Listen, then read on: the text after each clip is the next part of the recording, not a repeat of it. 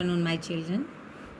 आज हम व्याकरण का विषय पढ़ेंगे जिसका नाम है अलंकार। हमने 9th क्लास में अलंकार नहीं पढ़े थे और 10th क्लास में अब अलंकार को पढ़ेंगे। आज हम अलंकार को ध्यान से समझेंगे और ध्यान से सुनेंगे। अगर जहाँ से समझ आपको नहीं आएगा वो आप मुझसे पूछेंगे। पहले हम समझेंगे कि अलंकार का अर्थ क्या है। बच्चे, अलंकार का शाब्दिक अर्थ हम समझते हैं कि इस अलंकार का अर्थ क्या है। अलंकार का अर्थ होता है बच्चे अलंकृत करना। अलंकृत करना। अलंकृत करने का अर्थ क्या होता है बच्चे? जब हम किसी चीज़ को सजाते हैं, हम सजाने को क्या कहते हैं बच्चे? अलंकृत किससे करते हैं हम? गहनों से सजाते हैं, आभूषणों से सजाते हैं। किससे सजाते हैं बच्चे? गहने से। और गहने का दूसरा शब्द क्या होता है? आभूषण। अब हमने क्या किया?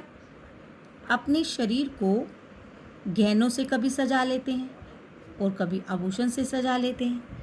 हम जब क्या करते हैं, पार्टी में जाते हैं ना बच्चे, हम क्या करते हैं, मैचिंग सब डालते हैं तो हमें बहुत अच्छा लगता है कि हम बहुत सुंदर लग रहे हैं। अब हमने शरीर को सजाया तो वो सुंदर दिखाई देने लगा और उससे हमने क्या कहा? अलंकृत। किससे सजाया? गहनों से। और गहने का अर्थ आभूषण भी होता है। अब हमने अपने शरीर को जब सजाया तो वह बहुत सुंदर दिखाई देने लगा तो हम खुश हो गए। अब कवि क्या करता है? अपने काव्य को सजाने की कोशिश करता है और काव्य को सजाकर वह बहुत खुश होता है। जिस तरह आप खुश होते हैं ना, उस तरह कवि खुश होता है। अब वह अपने काव्य को किस तरह सजाता है? उसके पास क्या है बच्चे? शब्द है। और क्या है? अर्थ है। शब्द और अर्थ उसके पास हैं और वह शब्द और अर्थों के अंदर उसमें अलंकारों को सजाता है। लेकिन अलंकारों को सजाने के लिए क्या चीज़ें होती हैं बच्चे? उसके पास तथ्य होता है बच्चे। तथ्य को तत्व कहते हैं। अब ये काव्य के अंदर शब्द हैं और फिर अर्थ है और फिर तत्व है। तत्व एक माध्यम है बच्चे। तत्व क्या है? एक माध्यम है। अब हमने क्या किया कि उस काव्य को सजाने के लिए एक माध्यम बनाया और उस माध्यम को हमने अलंकार कहा। अब हम एक बार फिर से समझते हैं कि अलंकार का शाब्दिक अर्थ क्या है। अलंकार का शाब्दिक अर्थ है अलंकृत करना। जिस तरह व्यक्ति अपने आप को आभूषण और गहनों से सजाकर खुश होता है, उसी तरह कवि शब्द और अर्थ के तत्वों से अपनी कविता को सजाता है।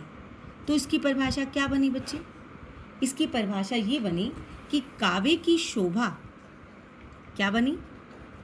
काव्य की शोभा। काव्य क्या होता है बच्चे? कविता। काव्य की शोभा बढ़ाने वाले तत्वों को, काव्य की शोभा बढ़ाने वाले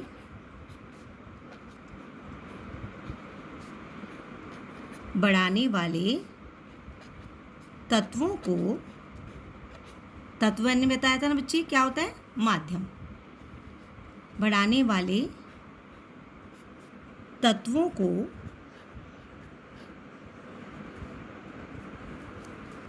अलंकार कहते हैं। क्या कहते हैं बच्चे? अलंकार कहते हैं। अब मेरी बात आपको ये समझ में आई होगी कि मैंने परिभाषा को कैसे समझाया। उन शब्दों को तोड़ दिया और उन्हीं शब्दों से मैंने परिभाषा को बना दिया ताकि परिभाषा आपको भूले नहीं। इसी तरह अगर हम किसी शब्द के टुकड़े कर देते हैं और फिर उसे वापसी जोड़ देते हैं तो वो क्या बन जाती है? परिभाषा। काव्य की शोभा बढ़ाने वाले तत्वों को क्या कहते हैं? अलंकार कहते हैं। अब हमने इसकी परिभाषा को बना लिया। अब हम ये समझ गए कि अलंकार की परिभाषा क्या होती है। अब आपकी सिलेबस के अंदर जो जो अलंकार हैं उसमें से पहला अलंकार इसके अंदर है अनुप्रास अलंकार।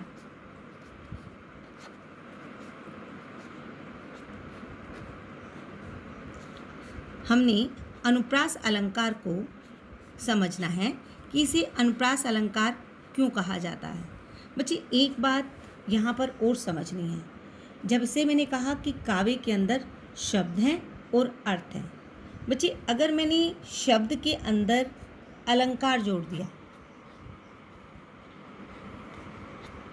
क्या जोड़ा? शब्द के अंदर अलंकार जोड़ दिया और अर्थ के अंदर भी अलंकार जोड़ दिया, तो वो क्या बन जाएगा बच्चे? शब्दा अलंकार। क्या बनेगा? शब्दा अलंकार। और ये क्या बनेगा बच्चे? अर्था अलंकार। सिर्फ अर्थ के साथ अलंकार जोड़ा है बच्चे, अर्थात अर्थ को सजाना और शब्दों को सनाना। क्या बनेगा? अलंकार। अब ये परिभाषा मेरी बात समझ में आ गई होगी। अब हम करते हैं अनुप्रास अलंकार। अब अनुप्रास अलंकार को समझने के लिए हमें ये समझना होगा कि हमें क्या वर्ण आते हैं। वर्ण आते हैं आपको। वर्ण में क्या होता है बच्चे? स्वर और व्यंजन। स्वर और व्यंजन तो पता है ना मेरे बच्चे, क्या होता है? स्वर और व्यंजन। अब मैंने कहा कि वर्ण है। वर्ण क्या होते हैं? स्वर और व्यंजन होते हैं। अब मैं कहती हूँ कि हमें अनुप्रास की परिभाषा को सीखना है। अनुप्रास की परिभाषा को ये सीखने के लिए हमें ये सीखना होगा कि वर्णों की आवृत्ति, वर्णों की आवृत्ति को, वर्णों की आवृत्ति जब बार बार होती है, जब बार बार होती है, तो उसे क्या कहते हैं बच्चे? होती है। तो उसे क्या कहते हैं बच्चे? अनुप्रास अलंकार।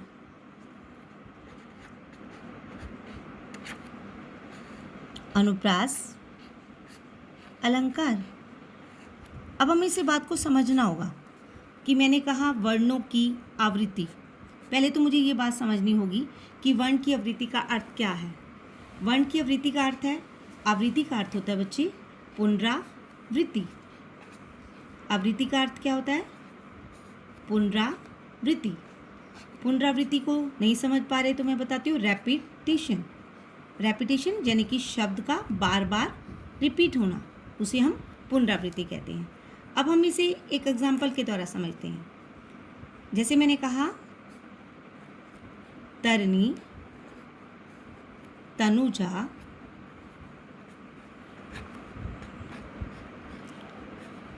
तट, तमाल, तरुवर, बहुछाय, तरुवर, बहु छाय। अब हमने कविता की एक ही पंक्ति लिखी। अब हम इसको इसी से समझ लेते हैं कि इसके अंदर हमें अनुप्रास अलंकार को कैसे समझना है। मैंने यहाँ क्या शब्द बोला बच्चा? तरनी यानी कि त, तनुजा त, तट त, तमाल ता। किस चीज़ की रेपिटेशन हो रही है बच्चे? त शब्द की जहाँ पर रेपिटेशन हो रही है। रेपिटेशन का पुनरावृत्ति, आवृत्ति बार बार आना। जब एक शब्द बार बार आता है तो वर्ण है बच्ची, मैंने सिर्फ त लिया है। ये शब्द बना है तरणी, मैंने सिर्फ वर्ण को उठाया है। त, मैंने कोई आ की मात्रा नहीं देखी है, मैंने सिर्फ त को उठाया है। वो क्या है? वर्ण है। वर्ण क्या होते हैं? अ, आ, ई, ई। ये क्या है? वर्ण है। और वर्ण कोई भी आए, कोई भी वर्ण जहाँ पर आ जाता है और उसकी आवृत्ति अर्थात पुनरावृत्ति जब बार बार होती है तो उसे कौन सा अलंकार कहते हैं? अनुप्रास अलंकार। कौन सा अलंकार कहते हैं? अनुप्रास अलंकार। तो ये बात मेरी समझ में आई, अनुप्रास अलंकार। अब ये बात अच्छी तरह से समझ में आ गई होगी कि अनुप्रास अलंकार किसे कहते हैं। तो यहाँ पर एक अलंकार कंप्लीट होता है, पूरा होता है। अब आपको इसकी समझ में आ गई होगी। तो ये कौन सा अलंकार था? अनुप्रास अलंकार।